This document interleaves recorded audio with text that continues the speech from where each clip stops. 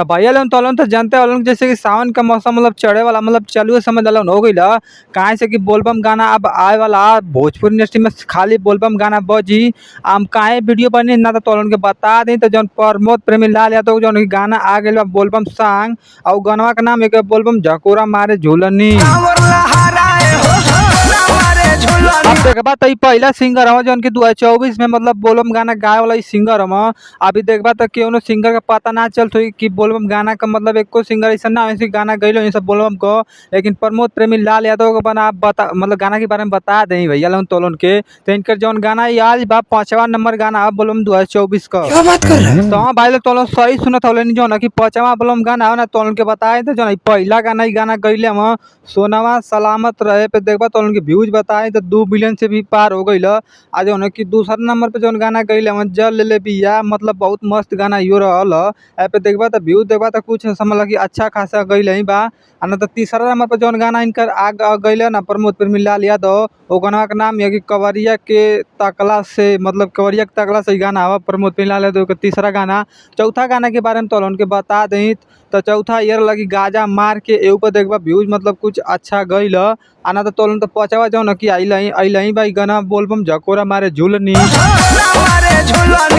अब हमें यही गाना के बारे में तोलन के अच्छी तरीके से बताए वाला है तो तोलन के बता दें तो बोलबम गाना गाँव में सुपर स्टार मतलब प्रमोद प्रेमी लाल यादव की तू देखबा ना भैया तो मतलब हर एक गाना इनका अच्छा लगला बोलबम गाना रहो चाहे कोनो गाना रहो एक गाना आई ना दूसरा का गाना एकदम रेडी रहेला इनकर तब बोलबम सावन का जो है कि 5वां नंबर गाना आव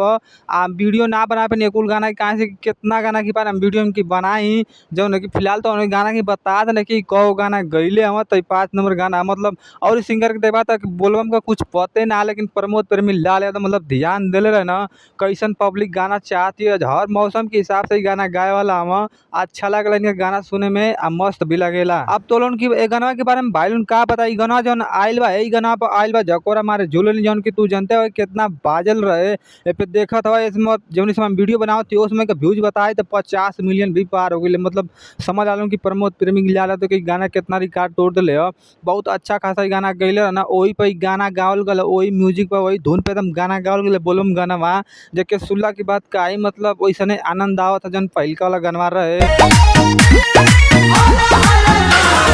गाना में देखला के बाद बहुत मजेदार फीलिंग आवत मतलब देख सकत हो काई मस्त शूटिंग लगत ये देखत हो एकदम कितना मजेदार वीडियो शूटिंग दियल गइल देखत हमें मस्त कवरिया को शूटिंग लगत है आ प्रमोद प्रेमी लाल यादव का लुक भी देख सकत हो काई मतलब बोलबम में एकदम ढंग गइल मतलब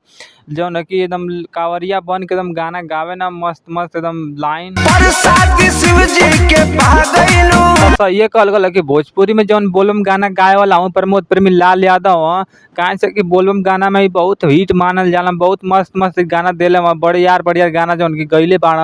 अब पता नहीं गाना कैसन जाई मालूम ना लेकिन हम वीडियो बना दिले ही जाके जो गाना तो सुन लिया अच्छा तो जरूर गाना तो अच्छा भाई लोग एक बार जाके सुन लिया कहे से कि मस्त गाना लगत सुने में आना तो हम कोनो नेक्स्ट वीडियो में मिलत ऐसे कोनो गाना पे बातचीत लेके।